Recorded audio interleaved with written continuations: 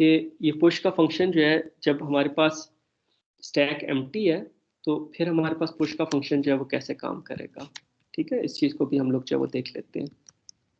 जो हम लोग ने कोड लिखा है इसको हम लोग देख लेते हैं, नहीं तो आप अपनी अंडरस्टैंडिंग के लिए इस कोड को जो है वो दोबारा से भी लिख सकते हैं। अब जब हमारे पास स्टैक एम्प्टी है तो टॉप पॉइंटर के अंदर हमारे पास क्या पड़ा हुआ है, टॉप पॉइंटर के अंदर हमारे पास जो है वो नल पड़ा हुआ है। ठीक है, यहाँ पे हमारे पास जो है वो नल पड़ा हुआ है टॉप पॉइंटर के अंदर। अच्छा, ओके। अब जब हम लोग ने फर्स्ट वैल्यू इंसर्ट करनी है, एस डॉट पुश 5 कर रहे हैं, तो हमें पता है कि हम लोग जो है वो मेमोरी एलोकेट करेंगे। Just one second.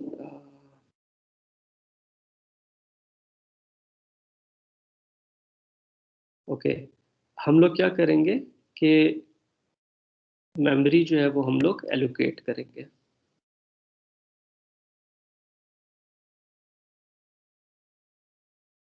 ये हमारे पास जो है वो मेमोरी एलोकेट हो गई। ये देखें कैसे मेमोरी एलोकेट हो गई कि पुश के अंदर हम लोगों ने टेम्प का एक पॉइंटर लिया, न्यू नोड से मेमोरी एलोकेट हो गई, और इस न्यू नोड का एड्रेस किस में स्टोर करवा दिया, हम लोगों ने टेम्प के अंदर इसका एड्रेस स्टोर करा दिया। कैसे टेम्प के अंदर स्टोर करा दिया, हम लोगों ने जब कहा कि temp is equal to new node, new node ने क्या किया, मेमोरी एलोकेट की, उसका एड्रेस स्टोर रिटर्न करवाया, और उसका एड्रेस हम लोगों ने स्टोर करा लिया टेम्प में। तो टेम्प के अंदर ये न्यू नोड का एड्रेस आ गया, उसके डाटा पार्ट में गार्बेज पड़ा हुआ है, उसके नेक्स्ट पार्ट के अंदर जो है वो गार्बेज पड़ा हुआ है। अब पहला काम ये किया, temp dot data is equal to value किया। तो हमारे पास टेम्प के डाटा के अंदर जो है वो हमारे पास 5 आ गया, क्योंकि वैल्यू हमारे पास 5 थी। ठीक है, और फिर उसके बाद हम लोगों ने क्या किया,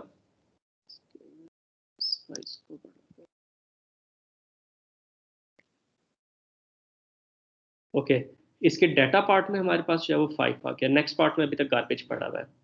अब मुझे ये बताएं कि जब हमारे पास हम लोग ये लिखते हैं temp dot next is equal to top pointer, तो अभी तक हमारे पास पहले कोई नोड एग्जिस्ट नहीं करती, तो टॉप पॉइंटर में क्या पड़ा होगा, नल सर, नल पड़ा हुआ होगा। तो इसी तरह हमारे पास जो 5 dot next is equal to top pointer करेंगे, टॉप पॉइंटर में अगर नल पड़ा हुआ होगा तो हमारे पास जो है वो यहाँ पे भी जो है वो नल आ जाएगा। बेसिकली हमारे पास ये हो जाएगा कि 5 डॉट टेक्स्ट जो है वो हमारे पास नल आ गया। ठीक है, 5 डॉट नेक्स्ट में हमारे पास अभी कुछ भी नहीं पड़ा हुआ, नल पड़ा हुआ है। अगली स्टेटमेंट है top pointer is equal to temp.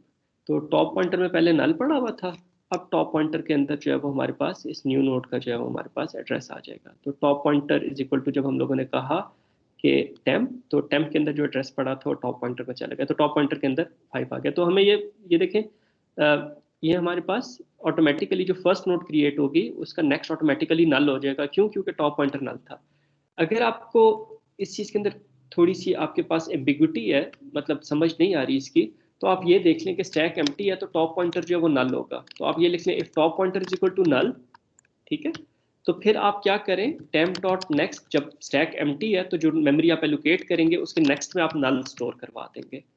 अगर हमारे पास स्टैक में पहले से कोई एलिमेंट पड़ा हुआ है तो फिर हम लोग क्या करेंगे, टेम्प डॉट नेक्स्ट के अंदर जो टॉप मोस्ट एलिमेंट है उसका एड्रेस स्टोर करा देंगे। ठीक है, तो आप इस तरीके से भी लिख सकते हैं for your understanding. But if you look closer into this statement, into this set of statement, तो आप यहाँ पे कह रहे हैं कि top pointer is equal to नल।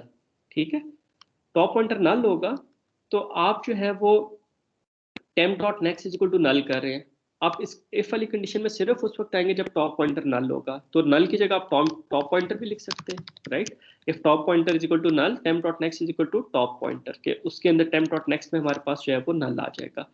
और एल्स में जो है टेम्प डॉट नेक्स्ट में हमारे पास जो है वो टॉप पॉइंटर आ जाएगा। उस सूरत में एल्स में तब आएंगे जब टॉप पॉइंटर नल नहीं होगा, तो टॉप पॉइंटर में जो भी एड्रेस पड़ा होगा वो आपके पास टेम्प डॉट नेक्स्ट में आ जाएगा। तो यू सी इफ और एल्स में दोनों में आपके पास काइंड ऑफ एक ही स्टेटमेंट बन जाती है। तो that's why for your understanding you can write if and else के दो डिफरेंट केसेस हैं, एक जब स्टैक एम्प्टी है और एल्स में जब स्टैक एम्प्टी नहीं है। Otherwise you can just like think a bit more into depth, and then you can just write one statement instead of these 4 statements. But the most important thing is that you understand the concept. ठीक है जी, यहाँ तक कोई question आप लोगों का?